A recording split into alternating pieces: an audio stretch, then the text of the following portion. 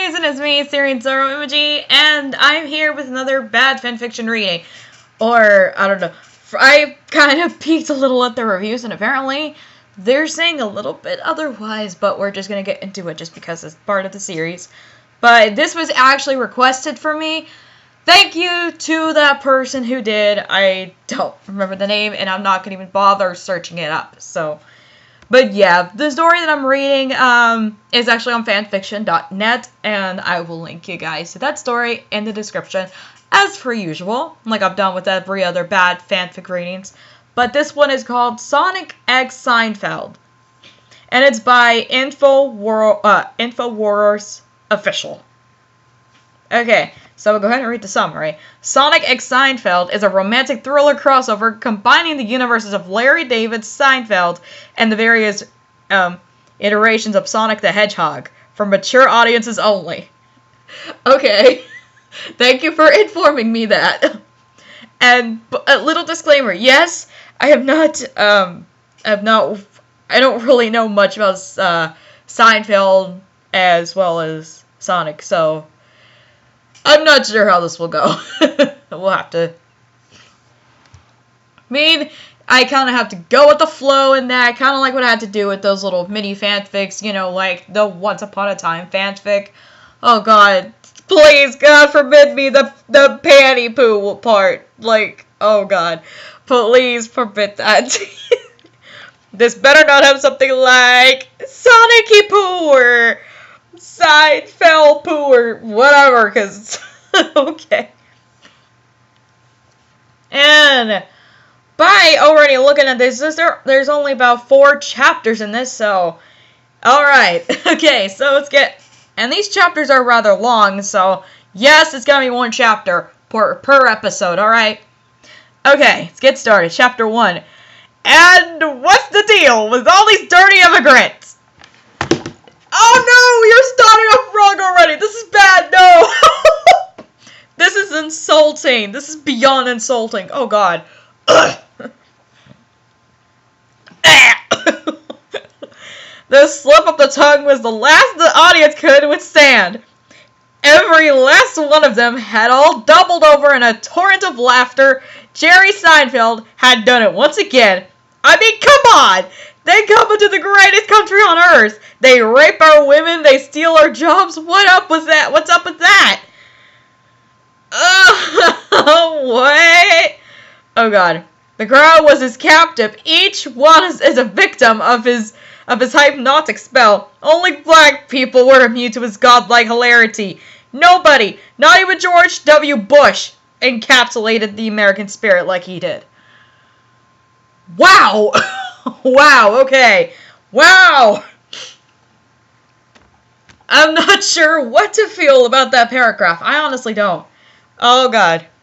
I really don't know what to feel already. It's just... Wow. My brain's, like, all over in different areas. But something was different this time. Seinfeld was a celebrity, a famous comedian, and a convicted criminal. Jerry was performing at a low-profile joint, real Steezy's place. He was not the famous Jerry Seinfeld of yesterday, but instead the boldly mustachiousous, I don't know if that's how you pronounce it, up-and-comer Jerry Seinfeld. Yes, that's right. Jerry and the gang escaped from Alcatraz. I'm sorry if I mispronounce anything. Sorry. It was like in Shawshank, but it was way cooler, and also it actually happened. It was so cool that the human brain couldn't even comprehend it, so don't even try to imagine it, or you might die. Yeah, then I'd probably already be dead, because because I have an overactive imagination. Sorry, Bill. I can't help it. The fuzz was looking for them, and their photos were everywhere, so they needed clever disguise. Jerry Seinfeld became Jerry Seinfeld, and began sporting uncouth facial hair that made him look like a discount Steve Harvey. What? You guys remember Steve Harvey? I don't watch Steve Harvey, by the way. Wow. I know, I guess this kind of shows that I'm very TV show uneducated. I don't even watch a lot of TV, so I guess that explains it. Crammer became Crammer, you know, the kind of person that shoves stuff places or studies hard for a test the night before. I guess you could relate to that one. He combed his hair. Elaine Baines became Elaine Venus. Wow. Oh God. Replace the B with the P, and boy, we got some interesting way to spell that. The others made fun of her because Venus sounded like penis. Exactly what I was thinking.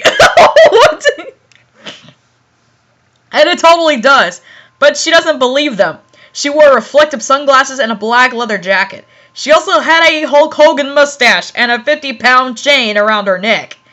Wow. Oh boy, she dressed like Hulk Hogan. What are we gonna do, brother? Damn it, let's get dressed up like what? Okay. George didn't disguise himself at all because he said that's what the cops would expect if he didn't have a disguise, so it would be as if he had the most elaborate one of all. Wow. Okay. But honestly, so far I'm already like 3 paragraphs done, and this is probably a little more tame. This one's probably like a bit more tame compared to my Immortal and Hogwarts School of Prayer and Miracles. And I'm talking like the more longer bad fanfics. I'm not talking like those short fics. Those short story types.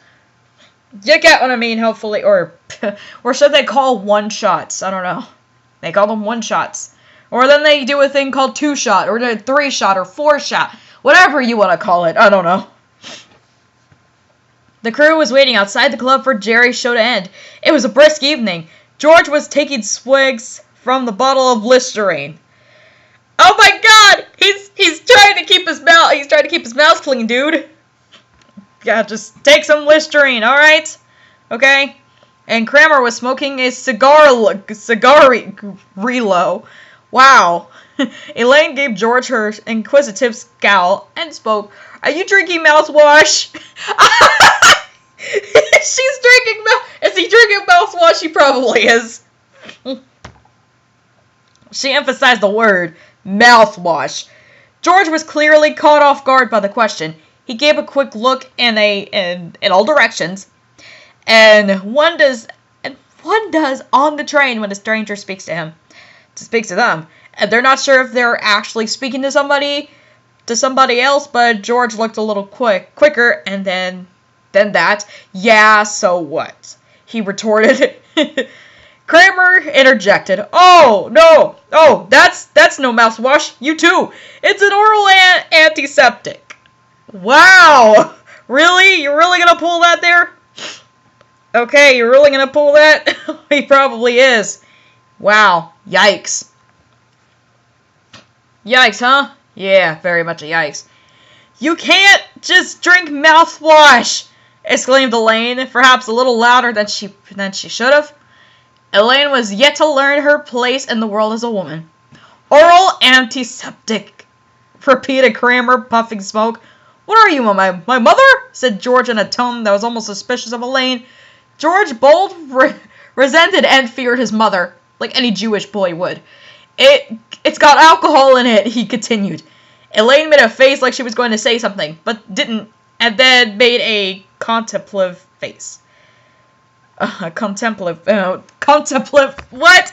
I can't talk today. Then shrugged acceptingly. You better be careful, George, said Crammer. Breath as minty fresh as you're making yours can be dangerous. Wow, dangerous. He shouted as I shook.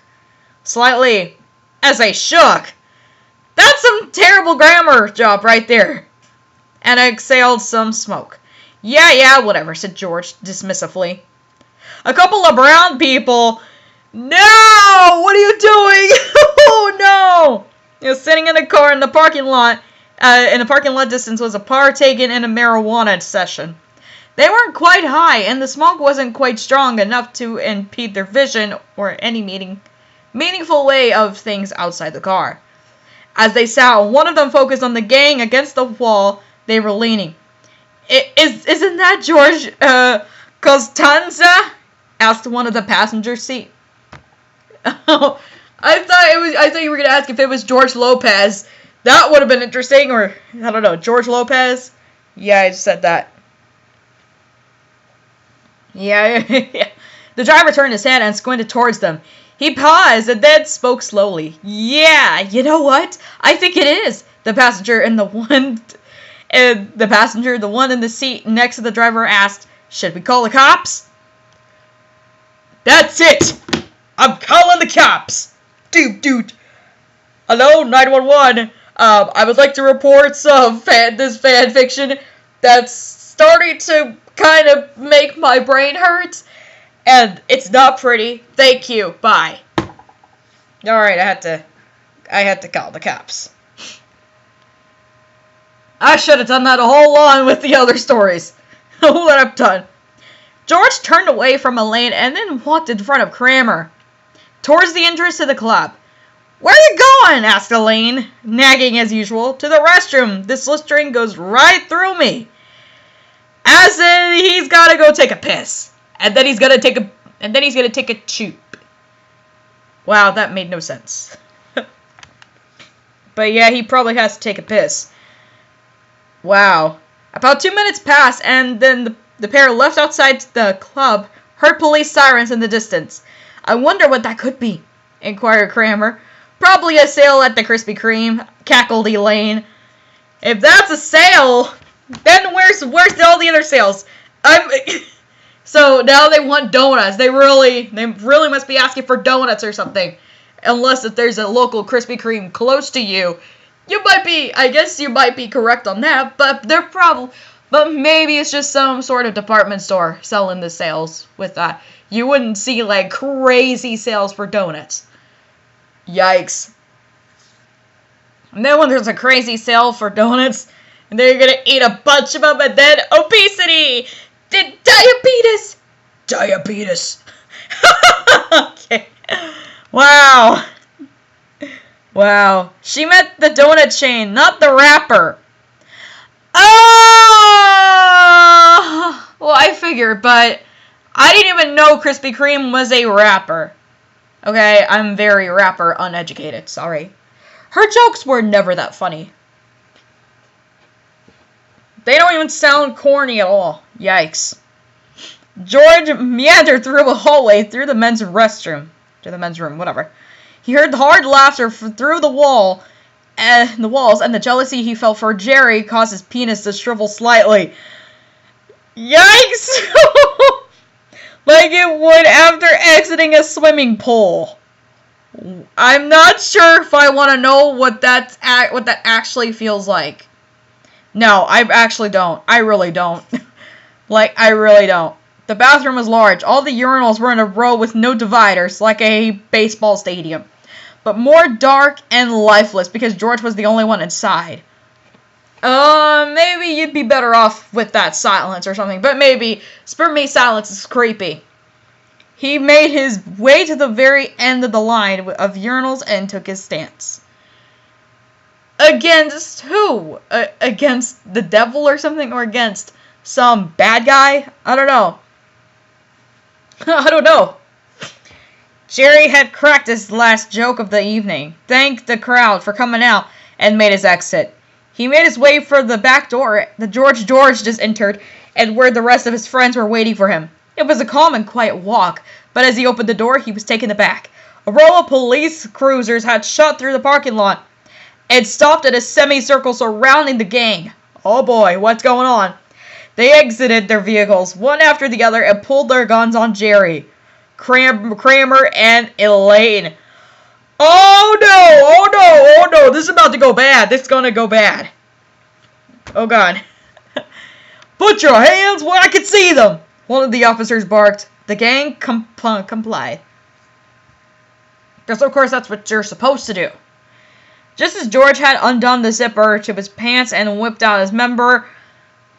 That's a very interesting euphemism you can have for that, and I'll let that slide. A figure burst through the door. George wanted to look, but it would be weird in the position that he was in, especially since he was the only other person in the room. The figure bypassed all the available P stations and took his place on the one right next to George.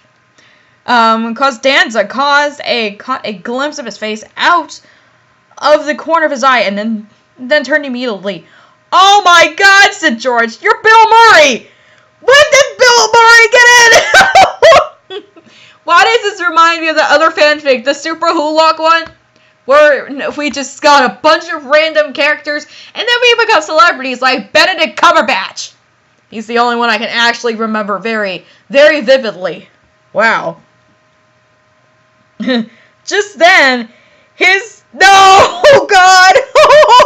His pee started to flow like a waterfall of golden dew from the top of a forest canopy, careening off of a leaf to a lower level.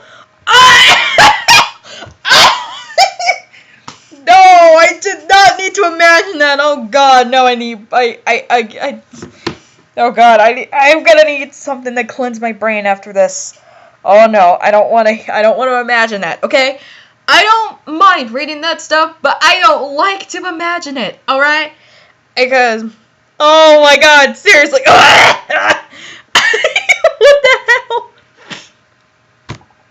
Wow. "Always good to meet a fan," Bill Murray said affably. Wow.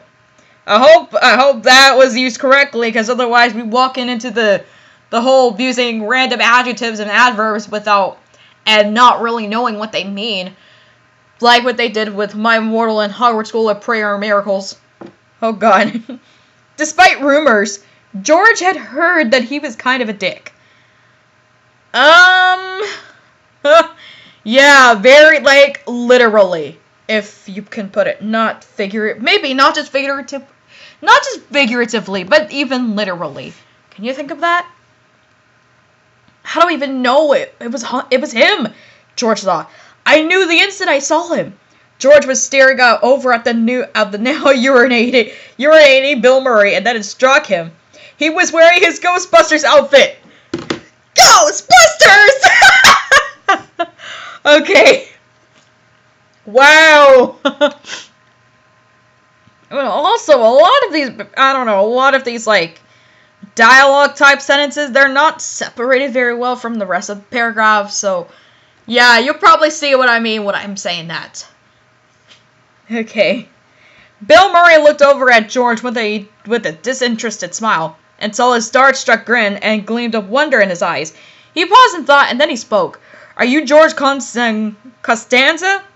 George's smile quickly turned to a frown, and then he realized that not only was he staring longingly at another man who was peeing with him simultaneously, but also his disguise idea was remarkably crappy. Yes, I probably meant crappy.